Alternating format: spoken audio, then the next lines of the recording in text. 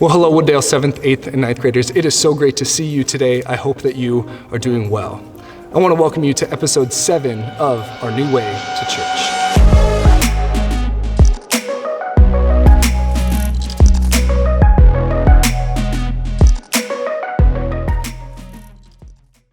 Well, it is Wednesday, and so we believe that we need to give you a little word from the Lord. If you've been around junior high at all, you know that a question that we often like to ask is, what is your favorite attribute of God? What is your favorite quality about Him?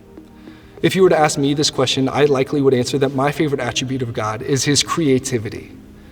When I think about stories in Scripture that highlight His creativity, I have to look no further than the first 2 verses of the entire Bible. Listen to what Genesis 1 and 2 says. It says that in the beginning, God created the heavens and the earth. The earth was without form and void, and darkness was over the face of the deep. So we learn here that at one time, the earth was without form and that it was void, that it was empty and that it was dark. But I don't believe that God saw the world this way. I think when He saw emptiness and darkness, God saw an opportunity to be creative and to create something. Another story that comes to mind when I think about God's creativity is Jesus feeding the 5,000 people.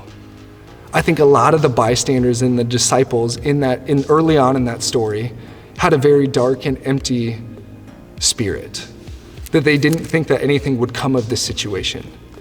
But Jesus, God, saw it as a way to be creative.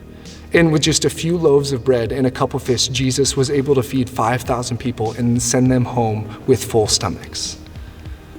So God is very, very creative. And this is something that I hope to develop more and more in my life, and something that I think applies to our situation that we're in right now. If you're like me and you've been homebound or isolated for the last couple days or the last couple weeks, you know that this overwhelming feeling of boredom can very easily start to creep in. And I think we catch ourselves saying, I'm so bored. I just want to be with my friends again. I just want to be back at school. I want to be back to my activities. Last week, Heather challenged us to realize that God is not going to waste this time. God is going to use this time of quarantine and isolation for something good. Whether we can see it or not, God is not going to waste this time. So my challenge for you today is for you to not waste this time. In the same way that I think often we might look at the earth being empty and dark before it was formed, I think if we could be more like God and we could change our perspective to say, how is this an opportunity and how can I use it? I think that is a small perspective shift that will help us immensely.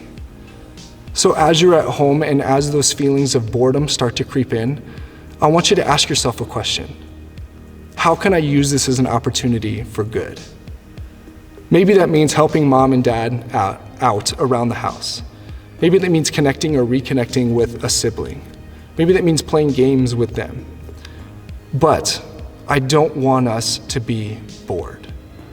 Because I think we can look at our situation as empty and bleak and dark, and I think God would want us to look at it as an opportunity for good.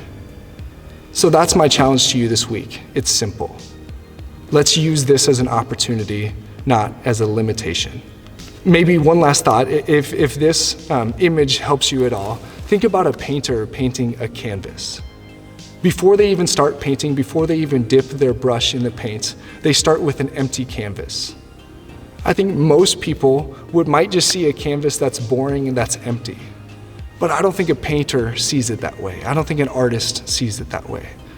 They see that blank canvas as a world of opportunity, as something that they can use to create into something beautiful. So if that image helps you, don't look at your situation as the boring, blank, empty canvas. Look at your situation as an opportunity that we don't want to waste. I hope that's helpful to you. I hope that you take that to heart, and I hope that's encouraging to you. Don't let this go to waste. God's not going to waste it, and we don't want to waste it. We'll see you next time in episode 8.